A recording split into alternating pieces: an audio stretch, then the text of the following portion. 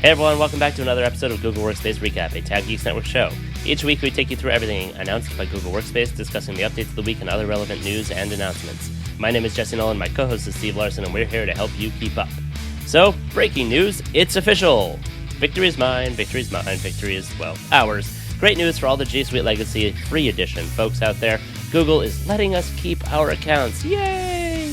The last few months have been an emotional roller coaster, and I think Google owes us some anti-stress swag or something because, good lord, that was tough. I think, actually, that I'm going to make t-shirts that say, I survived the GSuite Legacy Shutdown, and we'll put them on sale, and you all can buy them on our new official Workspace Recap swag store to commemorate the occasion.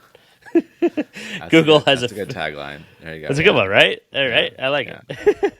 Google has I survived the G Suite Legacy Shutdown, and all I got was this free account.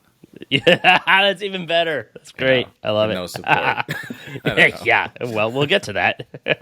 Yeah, so Google has officially announced today that they're allowing us to keep using our G Suite Legacy free accounts for, and I quote here, personal, non-commercial use. This includes Gmail and, yes, your custom domain.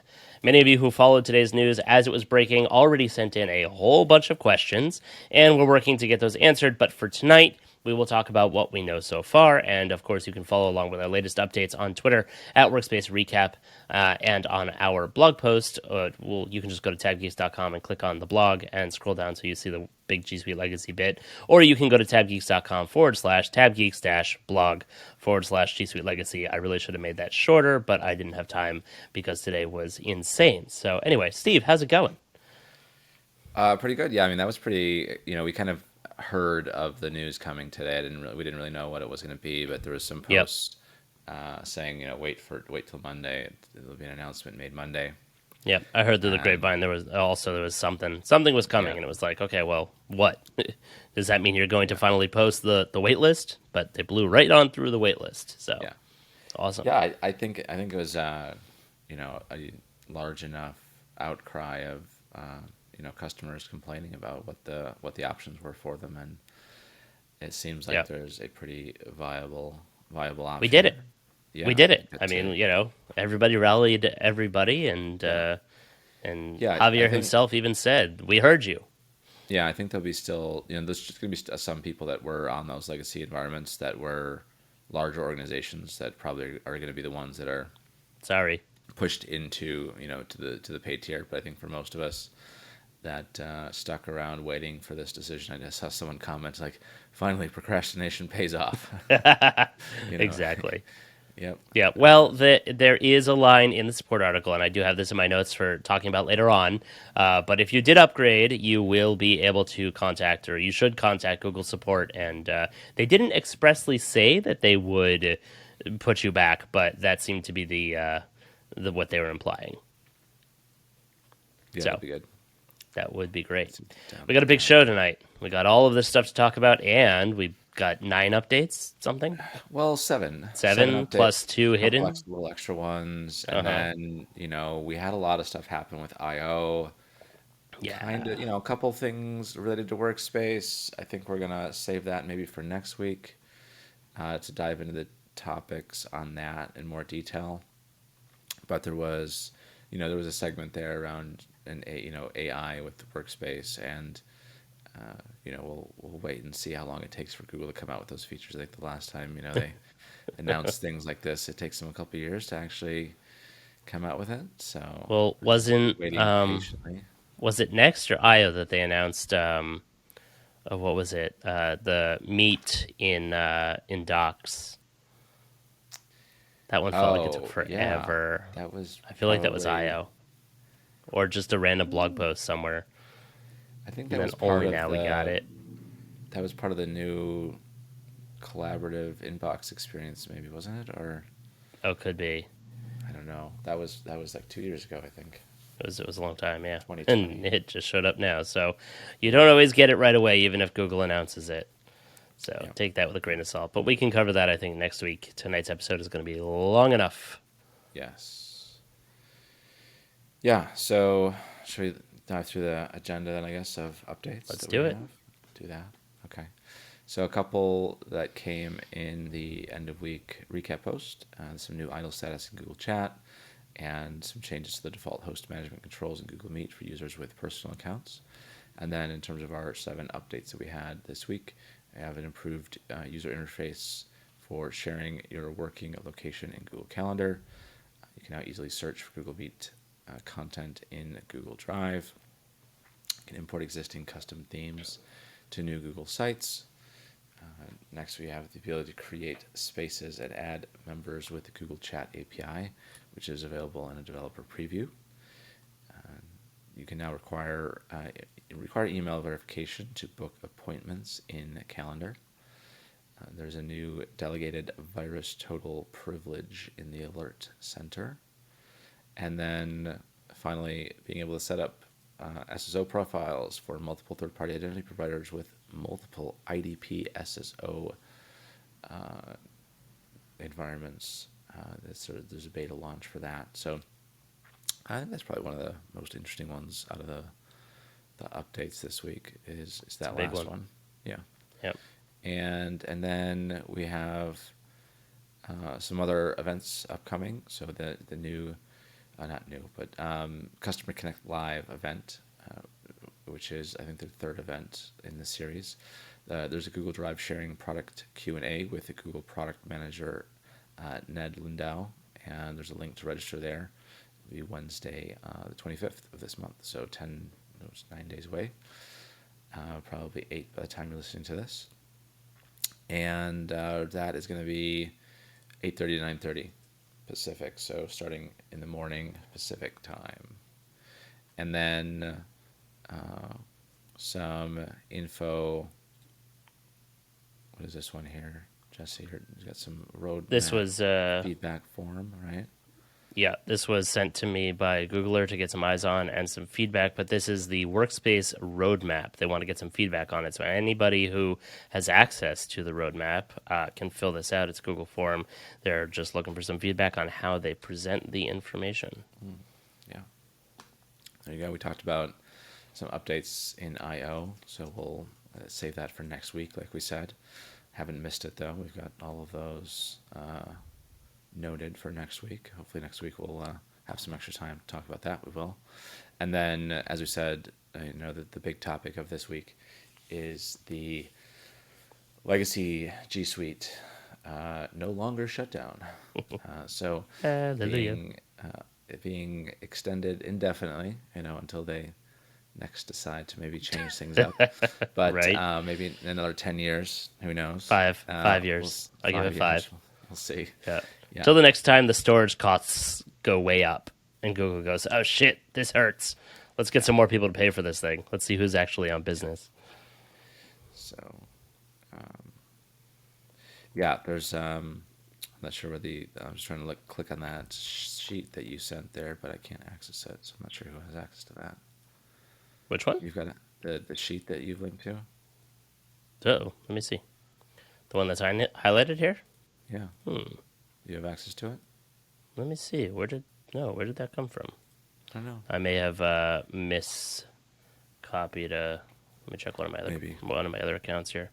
Probably your. I may have mispasted. Yeah, I mispasted. Apologies on that. Like Racky equipment or something you're buying, or yeah, asset lists. Yeah, this is that, that's Google's access control working properly there. No, this was supposed to be the support article that had originally announced the fact that GSuite Legacy Free was going away. Initially, in my tweets, I had said, because I was tweeting like crazy on the Workspace Recap Twitter account today, I had initially tweeted that it had not been updated, and then within minutes later, it got updated with all the information on it. So it has been updated if you want to go and see the down and dirty specifics, which we're going to talk about a bunch of them here, but you can go and see it straight from the horse's mouth, so to speak, over there. I don't know if that's the article you're talking about, but there's probably one link. You're usually pretty good with those links, pretty fast. So that's the one? Yes, it is. Yeah, okay. Yeah, so when I checked it, when they first announced, or when who was it? 9 to 5 Google broke the story, I believe, when I saw it from them, because I have tweet notifications on for them and a whole bunch of other resources and publishers and whatnot. And I was like, what? Drop everything. And, immediately went and jumped in and started finding all the information I could on Reddit and Twitter and elsewhere and whatnot. But they broke it, so props, credit goes to them. At the time, the article had not been updated, so they updated, or they were rolling it out first, and then they updated it later. So, good stuff. So the main thing there is essentially, still getting access to your environment. Everything stays the same. Just tell them that you're using it for personal use and not commercial business use. That's the crux of it all. Yeah, And they haven't specified what that means, and I imagine that we're going to see as time goes on what really means. It's typically defined in the United States, at least, as something that you're making money off of. Like commercial use is something that you're making money off of. So non-commercial use, in theory, should encompass a soccer club, right? A book club, something like that.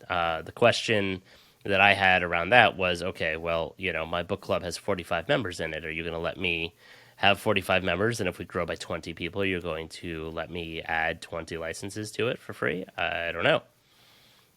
I mean, I went and tested that in my current account. I upgraded my primary GSuite Legacy free account because I have, 4 or 5 of them.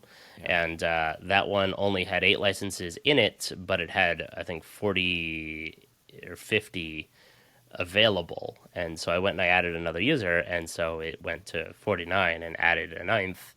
But I don't know if I hit that, all 50 licenses, if it will let me get more above that cap, or if that cap will shrink eventually down to closer to 10.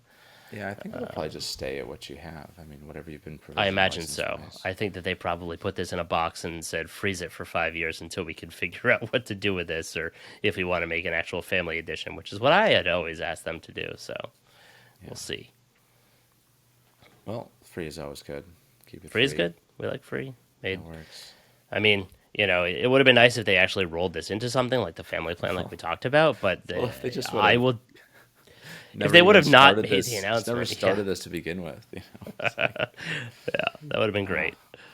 So basically, the details here are as follows. You're going to be able to continue using your custom domains as well as Gmail, the editors, Drive, Meet, Maps, YouTube, etc., as well as as it is. And this was important that a lot of people were asking about beforehand, is you will maintain access to purchases on Google Play, such as movies, music, books, etc. Again, we don't know what personal use means, but we imagine it's that as long as you're not an actual business making money off of this, you're fine. And honestly, if you are an Etsy seller and you're using it with one account or whatever, and you're not really doing a whole lot of consumption, you're not generating a lot of content, I'm sure they're not going to flag you. It's probably just they'll do an audit once a year and they'll see, okay, this company has 800 gigabytes of data on there, and they've got 7,000 emails going back and forth a month or whatever the number is, and then they'll get in touch and say, hey, we're going to upgrade you. Yeah. I assume that's what'll happen anyway. What else is on here? We did mention that if you had previously updated your account, there's a specific date here. If you had updated after, I guess this is after the announcement, but if you updated to Google Workspace after January 19th, 2022, you should contact support. And I have it in my notes to say that you should contact support to switch back. You should definitely rally behind that. You should say, hey, this was a bait and switch. This is terrible, yada, yada, yada. And I'm sure support has been instructed to say, okay, fine, sure, no problem. But they did not explicitly say anywhere that I had seen thus far saying that if you had upgraded, you would be able to downgrade as part of this announcement. I will qualify it as that because I did see them say elsewhere that if you had upgraded, you would be able to go back to the no-cost edition. But as part of today's support article and announcements, I didn't see that anywhere. So it's a little... I think it's just an oversight. You should definitely sit on support if they're not giving it to you. And if you're not having success with one support agent, I recommend closing that session, trying again tomorrow with a different one. I've also had success in areas such as this. And Steve, I don't know if you've ever tried this. depending on the time of day, you get different support centers. And I have found the Yeah. Ireland support center, which is usually the overnight for us Americans, they tend to be, I don't know if it's more trained, more Yeah. knowledgeable, more access, more interested in giving you whatever you want because it's the middle of the night. For us Americans, I mean, it's in Ireland, so it's the next day. But I don't know, whatever it is, I've had better success getting what I want out of the support team when going for the overnight desk. So maybe give that a shot. Interesting. Yeah. Never tried that? I not specifically like that, but I definitely agree with the better support coming out of the Ireland Support Center. I would agree with that. Yes. Yeah. Wherever in North America, Central, Mountain, Eastern Pacific time zone support is being handled in is not as good as over there, I think. I don't know who's handling it. I just know that the overnight is in Ireland because many times I've asked them, and I usually do it, as part of just the schmoozing while I'm waiting for something to load or whatever that they're telling me to do. So where you from, what you do, Yeah. what's it like over there? Well, how's the weather? Your general small talk. Right. And I mean, he could be full of shit. He could actually not be in Ireland, and he could be in who knows where, Mexico or whatever, Timbuktu. Yeah, I've had similar conversations possible. like Airbnb support where it's some rep on an island somewhere. Hey, Where they're at. it's chat, so they could be on the moon as far as we know. Oh no, I was on a phone call. Mine was I Oh, was on a okay. phone call with them actually. So I prefer chat, especially late at night. People sleeping in the house. Although now that my office is in my garage, nobody will hear me, so that's much better. Airbnb tends to call you. That's their Oh yeah, go-to. Yeah. I guess that All makes right. sense. Let's see. Did we cover all the information on Yeah, here? let's see. I think so. I think that covers everything. We do have the link to head over to the admin console where you can kind of trigger that option in your admin console. If you're not seeing it automatically, we'll include that in the links. I'd be surprised if people weren't seeing it by now. Earlier today, sure, but I think by now it's probably showing up Well, everywhere. I guess I I could mean, test this by logging into one of my other accounts. yeah, I mean, I don't see it until Oh no? I go to that link. Yeah, I'm trying to see if I see it anywhere else. If I go to subscriptions. So this is a direct link to bring up the upgrade workflow, and by upgrade I mean opt out of the upgrade. It's basically the same flow that was there before. If you would have clicked the little upgrade box that showed up above your dashboard in the admin panel, Yeah, but see, there's an that's- additional option now. Yeah, Basically. the upgrade for me, I'm seeing that when I go to subscriptions, but that Yeah. just takes me to the upgrade option, and I do not have anything on my dashboard about this, so I have to know that link specifically in order to get anything going with it. So Interesting. All right, guess it's still rolling across. Yeah. I guess there's more of us than we thought, yeah, which we yeah, suspected all along. It took me a long time last time to see anything in my console for this. Yeah. So it's good that this link works for everyone. Yeah, and I saw on Reddit there was a lot of people also that were seeing the same thing. Oh, I wasn't able to get in. Oh, let me click this link. Yeah, sure, it worked for me. Yeah. So Okay. yeah, there is a drop dead date on here. I forget exactly what it was, but basically if you don't take any action by August, I think they're gonna lock out your account, or they're gonna suspend your account, and then you can get it back for a certain amount of time. I think that's still being specifically set up. Okay. Good to know. Yeah, there's a lot of information about this, and not enough information about this. So we are still digging behind the scenes. I mean, I think Still, go ahead. I think it's pretty straightforward. No, I think it's really It is, straightforward and right now, the upgrade path So- was phenomenally easy. It was click, click, click, done, and I was like, this Yeah. is almost too good to be true, which is scary. But I think they were just like, all right, you're right, no problem. Sure, you can continue using this as is for another 5 years, and we'll deal with it then, or whatever it is. But then hopefully they'll have agreed to create a family plan and make it part of Google One, and hired us as consultants to tell them how best to improve it. Right? Yeah. All right, shall we move on? We shall. All right, take it away. This is why. Now I know. Sorry, I was trying to get into the admin console here to trigger it and actually upgrade myself and confirm personal use on this one domain. Oh, yeah? Great. Yeah. Just gonna screenshot all the images here. Darn it. Yeah, that's what I was doing earlier also. Got a little puppy. And It's a cute. shopping bag, it looks like. With all the Google apps. Mm-hmm. All right. In terms of Cute little our graphic. updates, let's see here. That's why I've got like 2 windows open for my one profile. Looking at the updates. So, workspace end of week recap post. We have 2 things mentioned in there that were kind of added in at the end of the week, which is a new idle status in Google Chat. This is the return of the orange idol. Yes, the return, right? So the previous availability you would see in Hangouts, I believe, right? Yep. So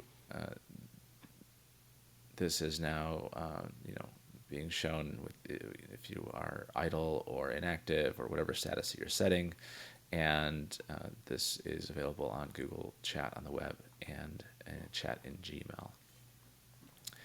So it just makes it easier to find out if someone is around. Mm-hmm. So make sure you disable that and hide it if you don't want people knowing if you are around or not. It can work both ways, I guess. There you go. And then next we have changes to the default host management controls in Meet for users with personal accounts. So the default setting for host management controls is changing for users with personal accounts. Previously, host management controls were on by default. Going forward, the setting will be off for new meetings. There's no changes to behavior for workspace customers or workspace individual customers, so this is only impacting Meet for personal users. And then getting into the updates that we have. So there's first one is that there's an improved user interface for sharing your working location in a calendar. I've noticed that this has gotten smaller, which is nice because Thank I have God. I have multiple calendars being shown in one view, Yep. and multiple work calendars kind of overlapping. So my entire calendar at the top now is just work locations of just for myself of like 5 different accounts. 5 different. Yep. Same. So it's a little bit smaller now. And I've of course I've disabled it on a few accounts, so I don't actually see it, but it is a little bit more subtle, and that's good. I think you can I still feel like they still rolled notice that it. out. I feel like they rolled that out even internally, and they were like, "Oops, Yeah. my bad.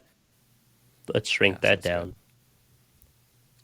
So that's essentially what that's doing, just making it a little bit more visual appealing, a little smaller. That working location is going to be on by default, so you'll see that pop up in your calendar if you're going there, and whether or not you want to enable it or not is up to you. And this is going to change, as you said. We've kind of started seeing this already. It started rolling out on the 10th of May, so it's already been nearly a week, and is on a gradual rollout up to 15 days for feature visibility for both the rapid release and scheduled release domains. It's available to most customers on Workspace tiers, but it is not available for the Workspace Essentials, Business Starter, Enterprise Essentials, Education Fundamentals, Frontline customers, as well as GSuite Basic customers, and it's not available for users with personal Google accounts. Hey, do you think that now, since the legacy accounts are sanctioned as the new G Suite free accounts, they're going to add this to the availability list? I doubt it. More things for them to remember which way to put or not put the availability. They can't even get the current ones right. I mean, they're not going to get legacy right. Come on.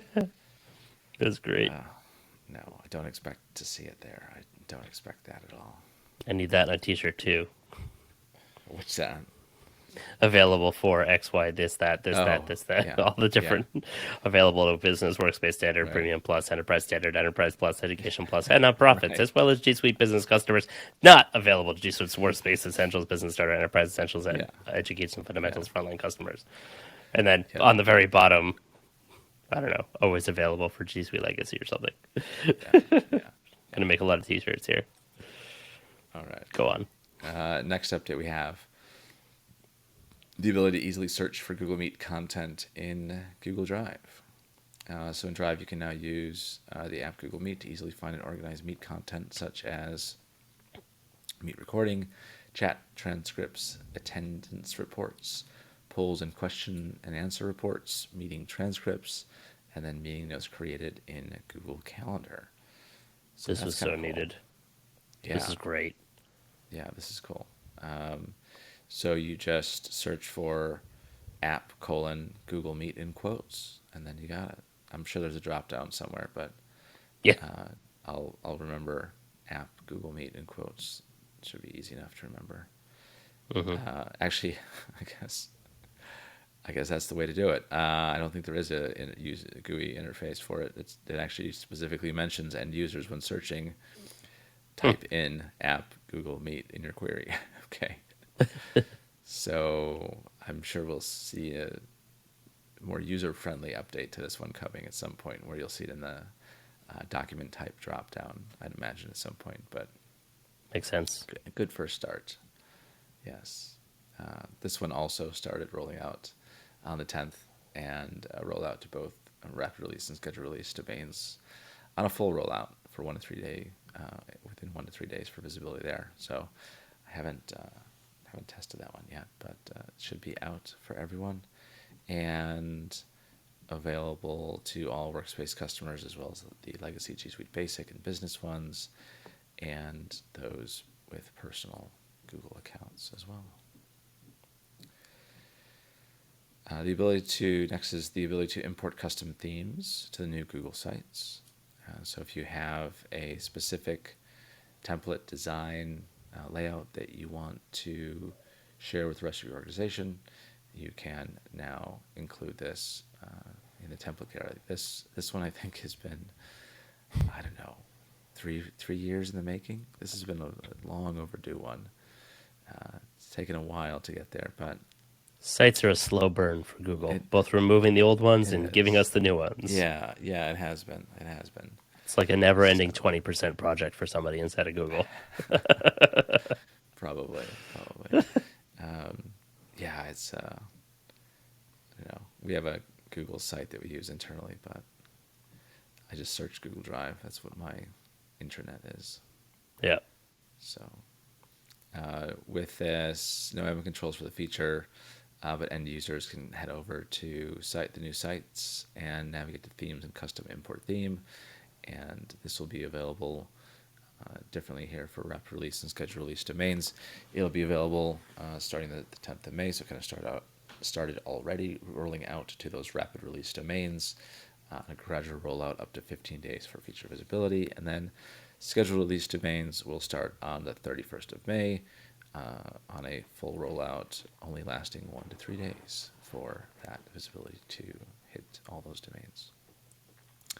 And available to everyone, available to everyone on the sites. So, next we have some changes here to the Google Chat API. So you can now create spaces and add members with the Google Chat API, and this is available in developer preview. So you can now programmatically create spaces and add members to those spaces, and leverage some enhancements with programmatically creating these spaces with people. It's for, if you're a developer, head over to that developer workspace preview program page, sign up, apply for access, and start testing this out.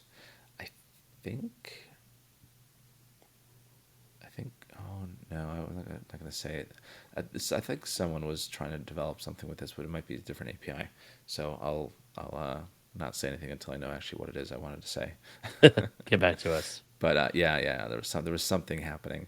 I thought with the GAM team, and either Jay or Ross or someone was doing something, but I'll look back into that and see what's happening. I don't think it may not be related to this at all, but it's just something new is coming from them. Fingers crossed. I like Yeah. new things. Yeah. All right. 3 to go here. Next, you have the ability to require email verification to book appointments in Google Calendar. So part of appointment scheduling in Calendar, you can now have users verify their email before booking an appointment. So, of course, this helps address some appointment booking spam. People just signing up and filling up your calendar that just kind of faking some emails. So, I mean, it doesn't prevent anyone, I guess, from making a lot of fake emails and verifying that, but, it's a step in the right direction, I guess. So the setting is off by default, but it is, as they say, sticky, meaning you can configure it and set it to be always on so that it always stays there when you're creating appointment scheduling events. And of course, as we suspected here, it's to help ensure that you're protected against potentially malicious actors. I don't think it's going to help. No?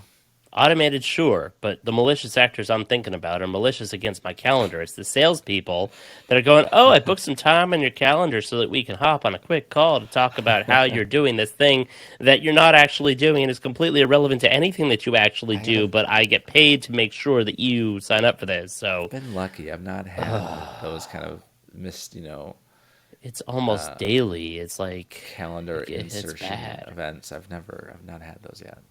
It's an incursion event. I get messages on LinkedIn all the time about stuff, but sure. I haven't sponsored LinkedIn messages. No, the calendars, and I'm giving away too much to the sales team here, I guess, but the calendar events is kind of like the latest frontier of, hey, we can't get them to answer the damn phone. We sure as hell can't get through on their emails. They ignore us on LinkedIn because most IT people, or a lot of IT people don't even look at their messages on LinkedIn. Never mind any of the other advertising platforms. Hey, I know, let's book time on their calendar because we actually live by our calendars, and it just fills it up with junk, and then I'm just like, decline, delete. Oh well. All right. So maybe I need like a automated. I don't know, automated spam filtering for. Like, if I've never, ever interacted with a person before and I'm not currently on a call in a Google Meet with the person, don't let them auto-book time on my calendar. Oh, you mean don't like put it on my calendar. Almost as if that you don't have that email in your contacts or something. Yeah. If I've never interacted with a person or anyone at their company ever before, don't let them put time on my calendar. That's not that complicated. That's pretty good. That's a decent feature there. Yeah. That would solve my problem. Or other contacts. Yeah. That could work. Yep. Well, this one, ping me, Google. Let's talk. For appointment scheduling is available on for rapid release domains starting May 11th, on a gradual rollout up to 15 days for visibility there, and then starting May 25th for scheduled release domains on that quicker full rollout of 1 to 3 day for feature visibility. And this won't be available, though, for Workspace Essentials, Business Starter, Frontline, or the Legacy G Suite Basic and Business customers. And then over in the admin console, we have a new delegated VirusTotal privilege in the Alert Center. So if you are creating a custom admin role, you now have this ability to control access into the Alert Center, where you have either full access, view access, or view VirusTotal reports. So just a more granular way to control access into that information for your admins. So if you do have someone that just needs to see that information, or certain teams now that need to access that, you can enable that admin privilege specifically. Also, starting on in terms of rollout here, also starting on May 11th, this one is going to both rapid release and scheduled release domains on a gradual rollout up to 15 days for visibility there. This one is only available to Workspace Business Plus, Enterprise Standard, Enterprise Plus, and Education Fundamentals, as well as Education Plus customers. So only if you had access to that VirusTotal functionality. I haven't had a chance to play with that. Have you looked at any of that, Jesse? No, not yet. Yeah, I haven't either. I think I don't know how useful it would be, honestly. We'll see.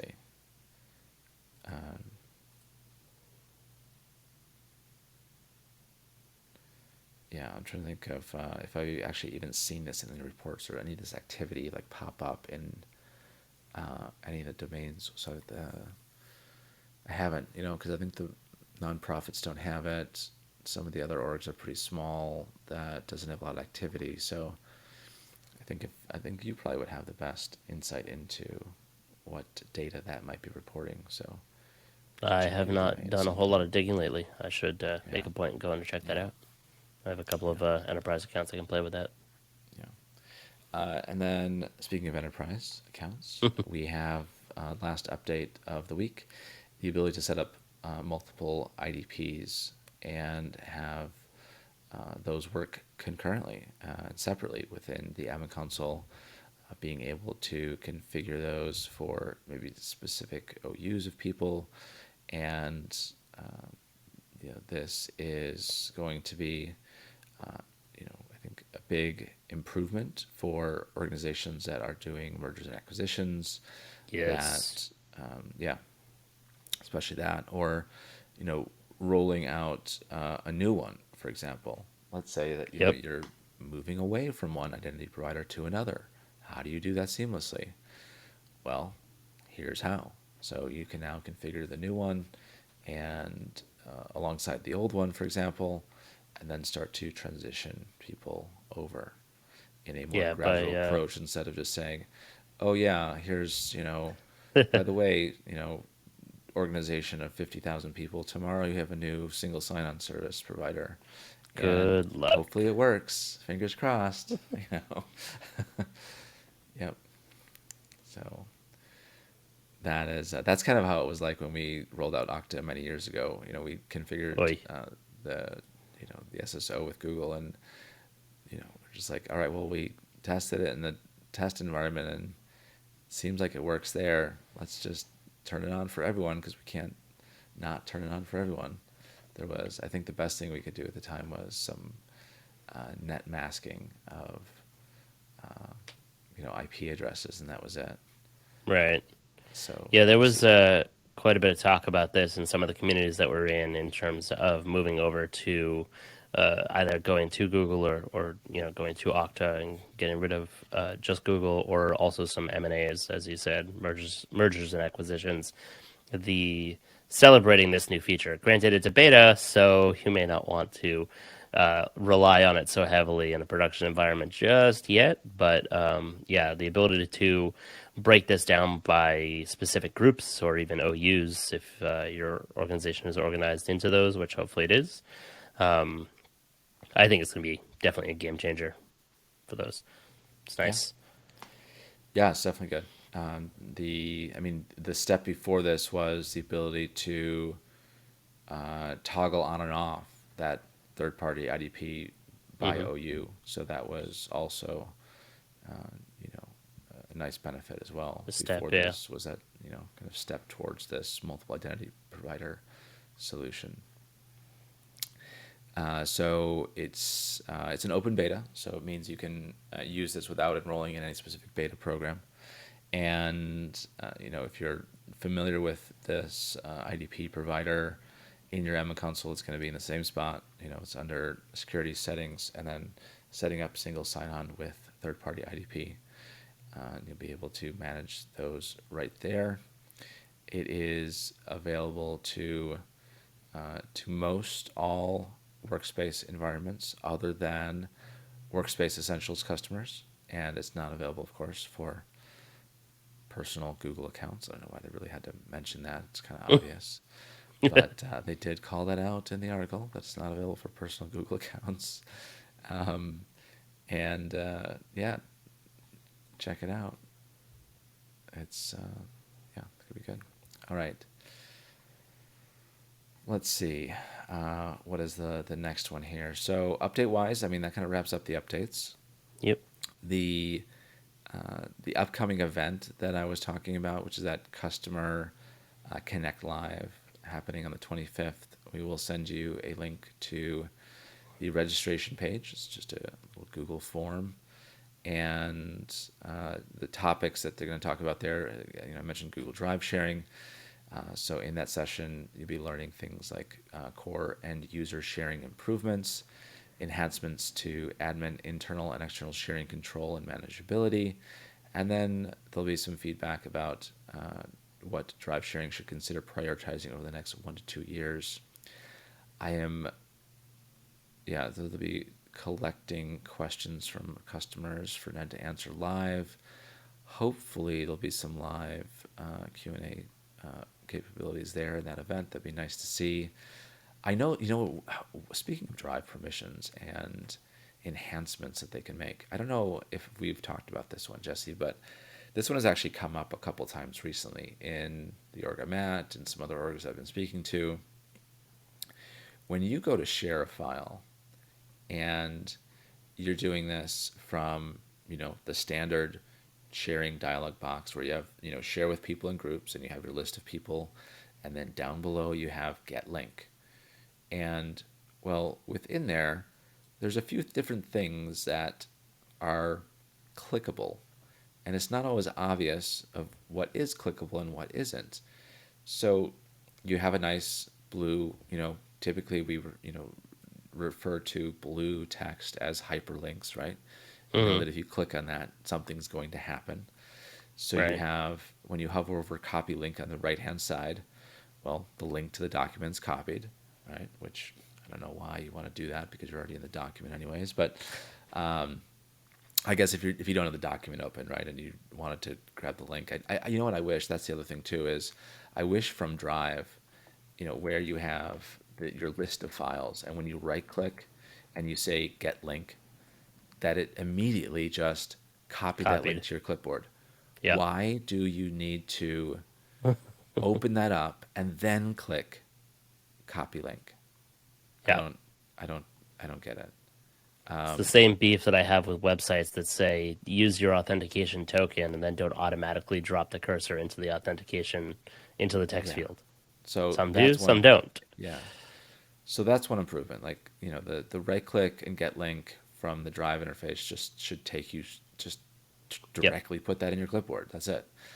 Yeah. And so then in get link, you have this text that says restricted. Only people added can open with this link. Mm-hmm. And then you have a link, a blue link there, it says share with, and then your organization name. So if you click restricted, or if you click, get link above that, which really isn't a hyperlink, it actually takes you to the page where you can click the drop down where it says restricted, and then you can say anyone in your organization or any of your target audiences that you may have access to, along with anyone with link. Now, what happens though is that most people will just click the blue link because it says share with tab, in our case, Tab Geeks, or it could say, share with your organization. But as soon as you click that blue text there, it immediately gives permission to everyone in the company. But the other black text, which is click, does not.